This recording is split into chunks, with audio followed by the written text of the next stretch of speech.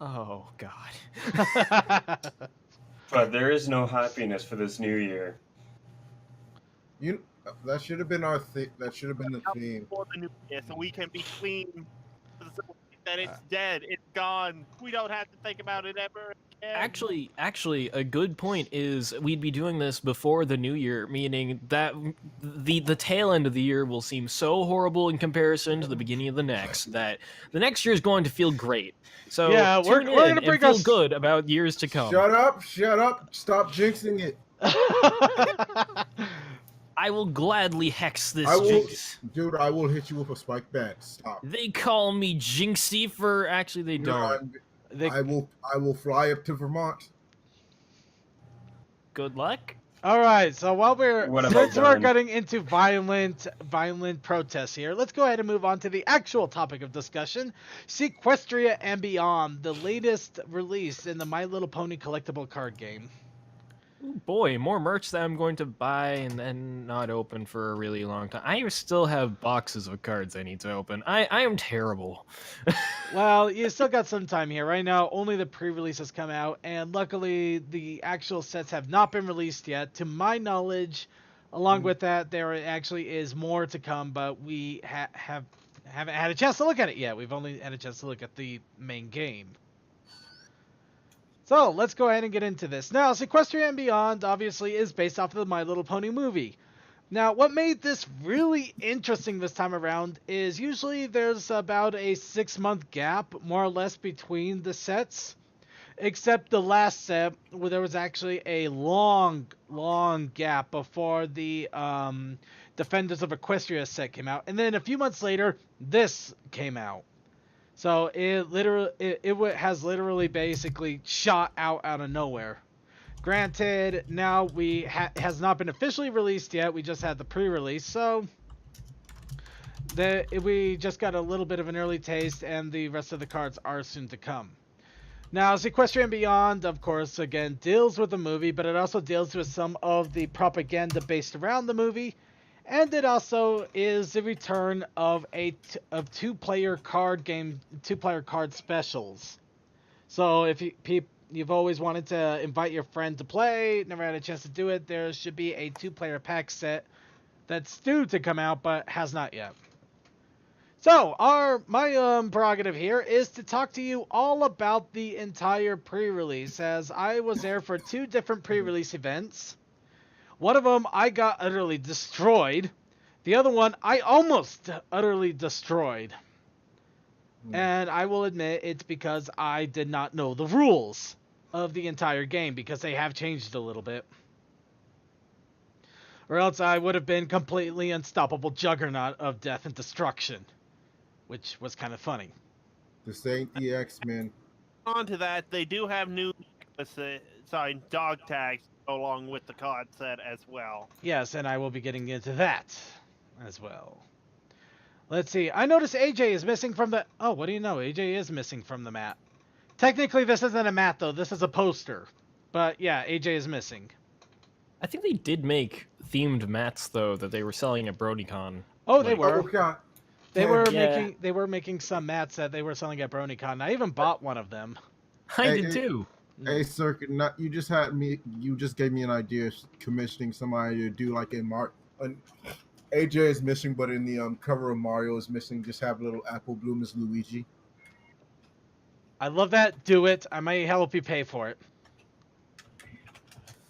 In fact, just to have a little bit of fun with it, in fact, yeah, they also released mats, and you could still buy them now. In fact, over at the Interplay store, you can get all 3 of them for like $40, or buy them for $15 each.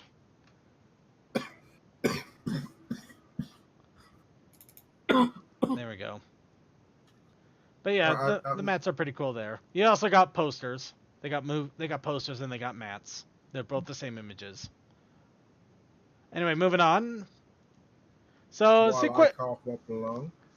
now Seaquestria and Beyond. What is the interesting thing about this set this time around? Well, it introduces quite a number of things here, along with basically changing up some of the mechanics of the game. Let's start off though with the swag. Because if you're going to go to a pre-release, you're going to get swag. And this time around, the swag was pretty nice. You got a button, as usual, a nice little postcard with a few games on it. They also had Seashell, which is the latest little knick-knack thing that you can summon, little token characters, and also a Tempest Shadow Easy as Pie Troublemaker, specially minted for the pre-release. Wait, is that Seashell Shelly or Sheldon? I think it's Shelly. Sheldon. I think it's Wait, Shelly. hang on. I still Yeah, haven't Sheldon's seen blue, the isn't it? fucking movie Yeah, I yet. think Sheldon is blue. Please. They're Silent. Silent. We're they're talking just, about only movie spoilers. Why are you here?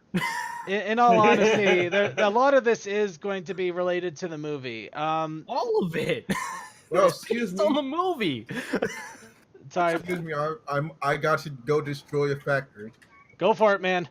Bye, guys. Fun. We'll see you when you get back. Nobody will get these cards. Okay then. Okay. I believe in him and his destruction of the factory. Though granted, I don't think telling him the name of 2 seashell characters that are mentioned in passing is exactly a spoiler territory. Probably not.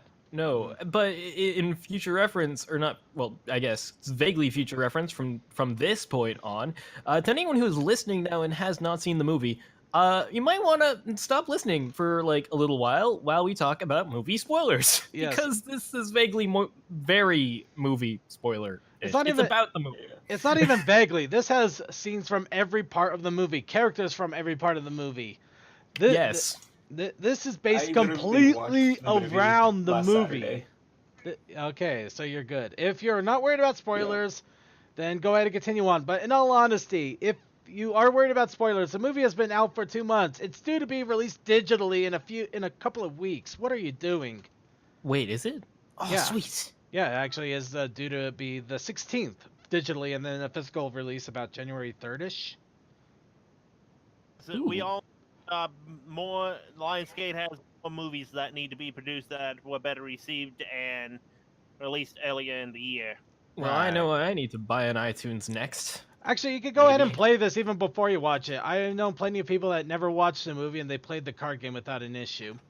But let's go ahead and get started with some of the more interesting changes to the cards themselves. Now, the big thing is foliage, which is an interesting choice of words. But now, in previous sets, all the way since the beginning, ultra rares and special cards have all been foiled.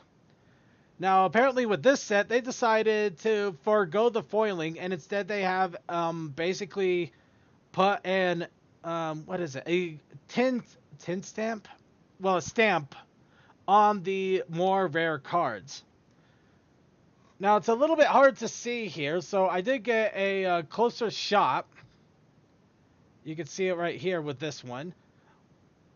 Basically, the ultra rares just have a nice little ultra rare stamp that is put on the bottom of them. Now, the funny thing, it's only the promo cards in the ultra rares that have the stamp. The super rares no longer have any sort of marking. In fact, I didn't even notice this until I noticed that I had a couple of super rares from some of the packs I pulled out.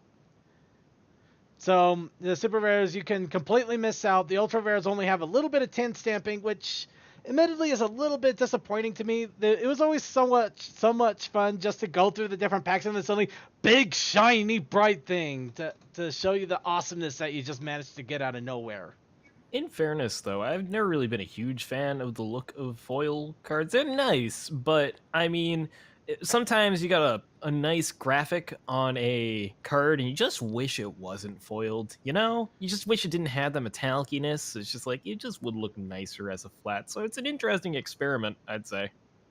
Fair enough, and in all honesty, it probably does help with the packaging in general.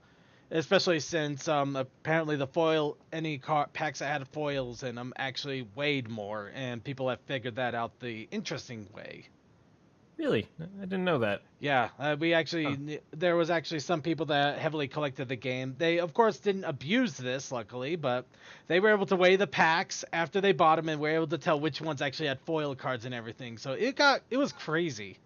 if I had a scale, I would totally test out this as an experiment, because I know I've got a bunch of unopened boxes that I could just go, does this one weigh different? Does this one weigh different? Does this one weigh different? And then go completely mentally insane in the process. But hey. Anyways. How Huh, accurate are your neat. skills? Because that'd be fun. Of course, now getting back to track on the cards themselves. As normal, the commons, uncommons, rares, etc., so forth, they're pretty much all the same. They have the numbers, they have the markings, they are all normal everyday cards, so nothing special there. The card stock, though, it does look like they kind of dialed back to where they were at originally before the release before this one, the Defenders of Equestria. It always was weird because Defenders felt a little more glossier than the previous ones, and then this one felt a little bit more back to form. So I think whoever they were working with decided to dial it back a little bit. Yeah. But hey, that's the business of having physical media. Oh, other thing. Sorry, I know I'm still on about the foil thing, but I also noticed that foil cards seem to like to curve more than the normal cards too. Actually, Just a yeah, that's thing. probably one of the big things is, yeah, admittedly, foil cards, unless they're very well protected or you do a lot to keep them straight, they eventually start curving. It's really interesting to see it, but it's kind of sucks too, especially if you're trying to put them in proper protection and packaging. I opened up cards and found them curved like most of the time. Actually, that one's a little bit on the unique side there, but I've had it happen Really? too. Yeah, I've had it happen to stacks of cards that I've had that I haven't had a chance to sort through yet, so that's partly my fault. Another thing that happens to the foiled cards is eventually they start flaking too, because the adhesives start deteriorating. Yeah, I don't doubt that, and that's also another reason why I keep mine well protected. Always use protection in your card games. Yes. Remember Yes. this, children. Remember, always make sure you use plenty of protection when you're vigorously playing card games. Preferably one layer though. Yes. Because when you get more than that, it just becomes not too much fun. Yeah, you can't fill the cards all well. They're slipping and sliding all over the place. Even though you're playing against multiple opponents and everybody's is touching one another's cards and everything, one layer of protection is all you need. Yep, just one. I'm gonna Don't go do ahead two. and move on before we take this further. let's go. Yeah. I don't Alright. apologize, Circuit. I don't. Neither do I. I ran with the Neither joke. do I, I ran with the joke. You don't have to apologize. Good. Because I'm not going to. All right. Now the big thing is, of course, of course, with this set, it also brings in new starter cards. Once again, dealing with characters from the movie. Now, a change of pace as opposed to the previous main character cards. All of these are the characters, well, from the movie. None of the main six are involved. Instead, we have the sea ponies, the two villains, and also the two boundaries, Captain Oh my Solano gosh. and also the cat, which Capper, which I couldn't find this card until after I took this picture, so I'm a little annoyed there. Oh my gosh, but there's Grubber. I totally want a Grubber start. Yeah, the Grubber is a starter too. That's awesome. Now the funny thing, want- these starters are actually really interesting because instead of having an effect which continuously plays when it's boosted, when you boost it, it has an effect, and they're really easy to boost. So take in mind, we'll go with Queen Novo because, in all honesty, she's the reason I was able to do such horrible things in the second run. Now you only have to pay 2 action tokens in order to boost them, which is great. Previous boosts, you have to confront a problem, you have to have so many friends on the field, you have to basically move heaven and earth, make sure that Orion is in sync with Cosmos, that the universe decides to go ahead and give you that little shift, and then boom, you can finally twist them. Sorry. But in this case, you only have to pay 2 action tokens. And then their effect kicks in immediately. Novo would allow you to move any number of characters. And keep that in mind, characters. So you can even move her from your characters at home anywhere. You can move them anywhere, which granted you'd probably move into problems, obviously. And then you would flip her over, and that would be it. You would have her effect would be done. You would have a 3-powered card that's sitting out there now. And yes, all of them have different effects like this, where you just pay 2, you do something, and then you flip the card, and Bob's your uncle. They're boosted. I just want to point out, out of all the colors, matching the colors to characters, Grubber is the only one that confuses me. The others I can all kind of make sense of, but I don't know. In all honesty, I can't see Grubber being honest. I mean, yeah, he's a villain, but I mean, he didn't exactly hide who he was. He liked eating sweets. He was more concerned about cake and pie and just being the henchman, rather than actually taking part in being or trying to prove something. He was just is. I will agree he was very honest about everything. Yeah. Very upfront. I guess there's that. Yeah. Yeah. Sure, that Yeah. works. I'll go with it. You will? I mean, yes. Got me convinced. I'm an easy sell. All right, works for me. I need to get this game at some point. All right, CMC. You're need money. confused. Could you give a little more information about why you're confused?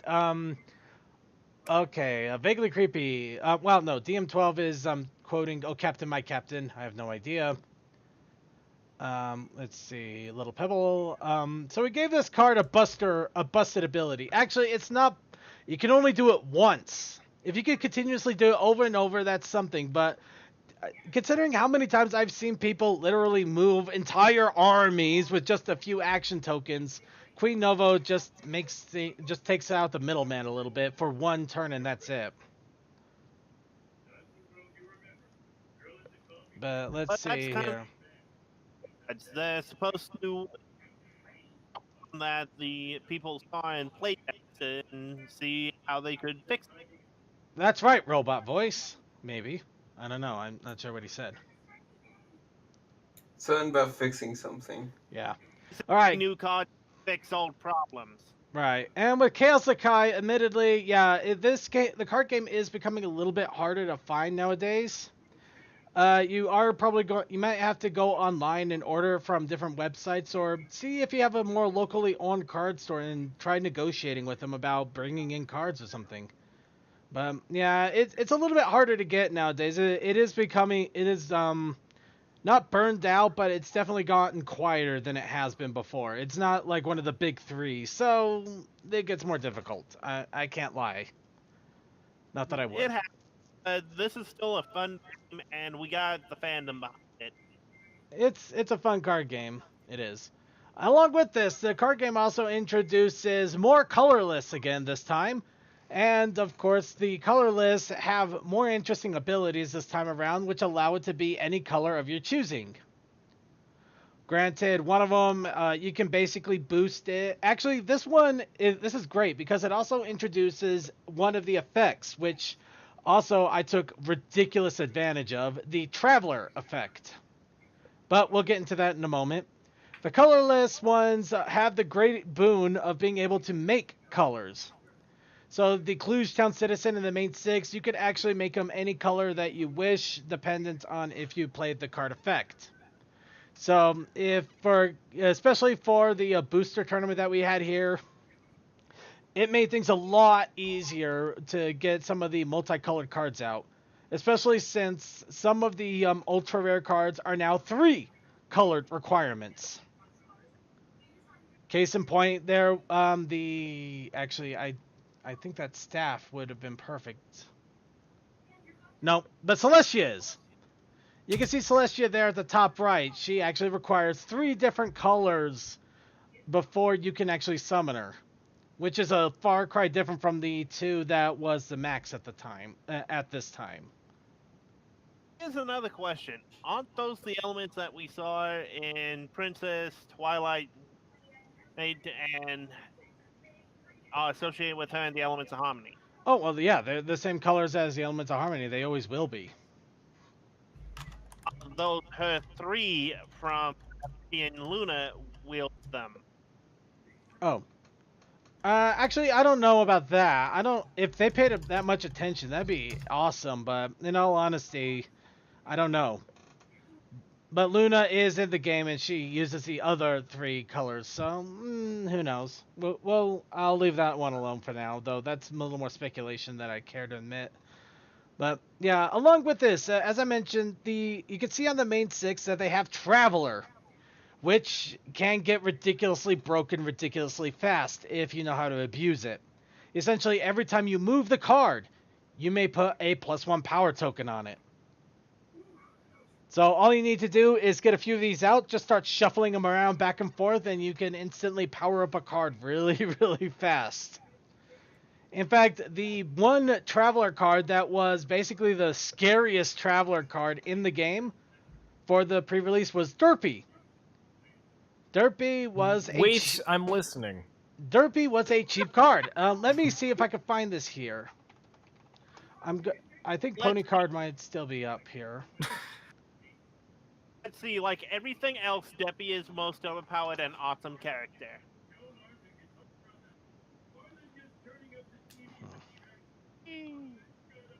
Okay,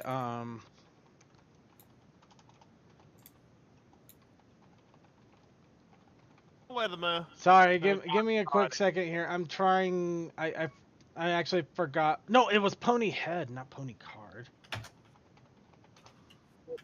And looking for stuff. I'm waiting for the derpy circuit. I'm trying my best. I'm trying. Try harder. Okay, Seaquestria. Faster. It was pink. Let's see, she's sandwiched. DJ Plum, Lyra, Party Mate. Here we go. Party Mare. So yeah, quickly grabbing here. This is why I'm glad I have more resources. Ponyhead, Party Mare, living it up, is a basically derpy traveler card. It only has a cost of 1. Of course, it has a 2 pink requirement, easy enough to fill, and it has traveler, and it moves to a random problem. Yeah, I want it. So yeah, it's a common card too, so it's easy to get. But yeah, Good. Derpy. I want it. Derpy officially became the worst card out there, in like a dangerous card, because it would move to a random problem at any point. It would move every single turn without cost. So every turn, if you were unless you had some really bad luck, you would power it up. Easily over 3 turns, you would have 4, 5, 6 more power, and it would literally randomly go to any problem it wanted. Well, any problem it randomly wanted. So you could easily end up dropping right in the middle of a problem that you wanted it to go to, and you can just destroy your opponent with it. Of course, it could also just as easily stay exactly where it's at, or go to a problem you don't want it to, which is where the random effect comes in. So basically, it was like the dash bot: crush, kill, destroy, swag. And it's all kind of a little bit. It's just all over the place, but it was a dangerous card. And people loved the crap out of it. In fact, Derpy got outplayed a lot. I didn't though. Or did I? No. Yes? Actually, I don't know if I think I played Derpy once, but otherwise I had other Traveler cards that were actually pretty damn dangerous. But that's beside the point here. All I know is it's derpy and I want it. There's also that. The Derpy is awesome. The Derpy is real. Now, along with that, as I mentioned, the card game deals with elements that have come from the movie. Now, this actually wasn't in the movie at any point, but it was concepted based on the movie. The Pony Pirates. Well, actually, we did. You got a little bit of a hint of the Pony Pirates during the whole pirate thing, but like not all of them, especially Twilight Sparkle and that awesome captain's outfit. We never see that. I'm pissed. I think it's awesome. We'll get into that later. But you can get a toy of it. I don't doubt that, but it wasn't in the movie. And I'm pissed. Moving on. But yeah, you also got the pirate ponies out there, which is pretty fun. Of course, there was other color combination pirates out there. And there's also another effect that will probably see a lot of use in the card game because it's essentially... I think this might have been off of Yu-Gi-Oh! In a way, but I'm not positive, and I'm not going to quote that. But Transform! Essentially, the whole idea is based off of the transformation of the ponies into mer ponies for that brief moment in the movie. And transform is an interesting effect, as it basically takes any card that has the same card name and you replace it with the transformed pony for a cost. So essentially, if you had a rarity on the field, you could pay the cost for transform, and you could drop the rarity C pony right on the field and even scoop up your normal rarity back into your hand. Which is also really devastating if those cards have a summon effect that could also do some damage, or if you just want to start flooding the field with a lot of different rarities or Applejacks or Rainbow Dashes or things like that. You mean like Inspire? Yeah, that's one possibility, yes. But yes, essentially they're evolutions. Yeah, they are basically evolutions, except you can also bring out... You don't discard what they've evolved from, so you can also bring that back too. Oh yeah, Squabble is around there too. Squabble is in the card game too. I think VC is referring to him as Murdoch or something like that. Murdoch. Okay, Vaguely Creepy's asking. You know what? You ask, I shall proceed. You want to see Squabble? I have a point on those pirate cards. Yeah. Those outfits were actually released in the mobile game as a sort of addition to the movie, but we don't see these outfits anywhere else. Yeah, true. They were so awesome. And here we go, Squabble. Well spoken. So yeah, Squabble is also in here, and effect, just for giggles, when you move another character, you may exhaust one of your characters to move this card. So basically, you can move Squabble with anybody else if you exhaust cards for it. VC, I think that's the card. Well, he asked, and I provide. Yep. Because I love you guys. But yeah, transforming is another great effect that started to pop up here, and I also abused it a little bit as well. Granted, not as much as Traveler, but it did see a little bit of use, and I think it will also bring an interesting element to the game as well. Now, as Tokoi mentioned, the movie also is bringing along a couple of other things, not just the card game itself, but also trading cards, and also the dog tags. Thank you, Brain. Now, I gotta admit, the trading cards I was a little bit surprised on. I thought they would just be images of the movie, that would be that, but no, they actually went into the making of the movie. And they even included some of the more interesting aspects that we would have never known about the movie unless you actually researched it. Such as... Like cow skeleton, or... Yeah. Say what? There's a skeleton in there. Yeah, actually, Little Pebble is right there. This is concept art. Right there, left side. That is the original idea that they had for the Storm King. That giant demon of electrical death. And to the right, that was the original concept for Cluj Town, which was a town with a giant dragon skeleton around it, which they were mining its heart for energy. I'm reminded of Badlands from Lion King. That's also one way to put it, yeah.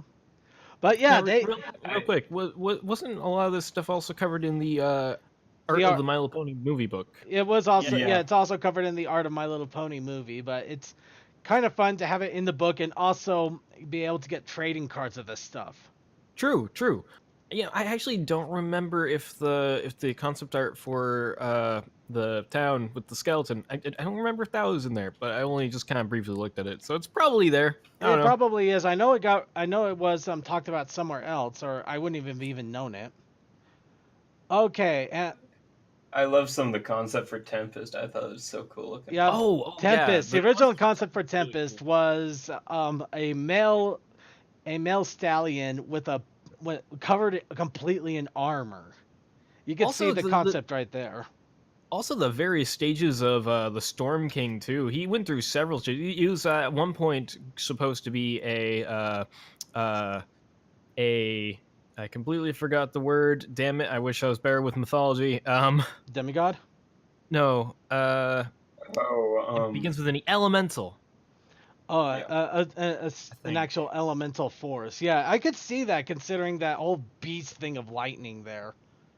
Yeah. I think at one And point there was like a Tempest- fox stage too. I don't know. Go buy the art book, people. It's great. Buy Do the it. yeah, buy You the won't art. regret. Buy the art of the movie. It's great. You can also get the trading cards if you want. It's still nice to have the cards too, which, yeah, they show a lot of concepts and ideas behind the movie and not just screenshots of the movie. Which, big thumbs up. I've seen so many damn trading card collectors things that which are just screenshots of the stupid movie or stupid Oh. show. This is actually nice to have concepts and ideas and especially the really brutish dark metal like ideas that would never ever fly in a kids show. Or if they did, I would give kudos to the world cuz that would be freaking awesome. Also, along a similar May I vein, remind you- highly recommended. Wait till I was speaking, you jerk. So give him a moment to finish before you talk. I was gonna say, on a similar vein, also highly recommended The Art of Equestria, which is the book that is the art of the TV show. That's also really good. And also, if you're interested in comics and stuff, the art is Magic book is also really good to get. That actually includes interviews with a bunch of the artists on the comic staff, which is really interesting. Yep. Because they There's go actually pretty well into their process too. right. Just to add on to that, they do have a second Art as Magic coming out soon too. Do they? They Okay, do. I need that. Yep. Art of Equestria. Sounds Art... like Christmas yeah. lists are being filled in. Yeah. Yes. So that means you guys give me the books, and I'll look over them all. Oh shit! Is that what I think it is?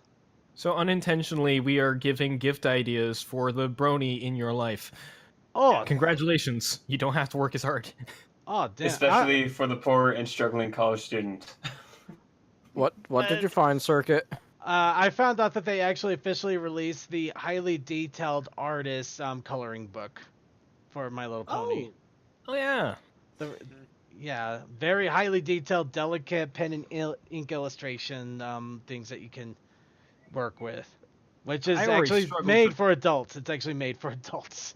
I already struggle to color my own stuff. I don't need another thing. I don't need this. I got enough.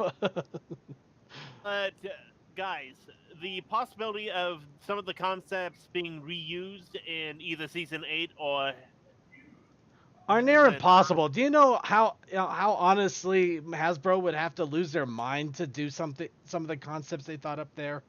I mean, it's awesome. It's awesome Yeah. that they thought it up, but there's no way in hell they're gonna have an entire town living under a skeleton, harvesting a skeleton heart for power. It sounds awesome, and it makes a that concept. Some of the concepts that are not as metal or being reused Well, for you different characters. fair Well, you enough. see, it's not quite metal; it's bone. Okay, Yeah. fair enough there. Or like one of the other concepts for Tempest is she looked almost like a zombie. Crazy. Oh looking. yeah. Yeah, I mean, she was all scarred up and she was missing a leg and had like a prosthetic thing going on, and that was awesome. Well, considering getting beat the hell out of by an Ursa Minor, yeah, getting a broken horn, you're just lucky considering. Oh, also the Parrot Pirates, they went through a lot of changes too, which was rather interesting. They were originally yeah, they supposed to be originally- villains. Yeah, they look so dark and everything was awesome. Yeah.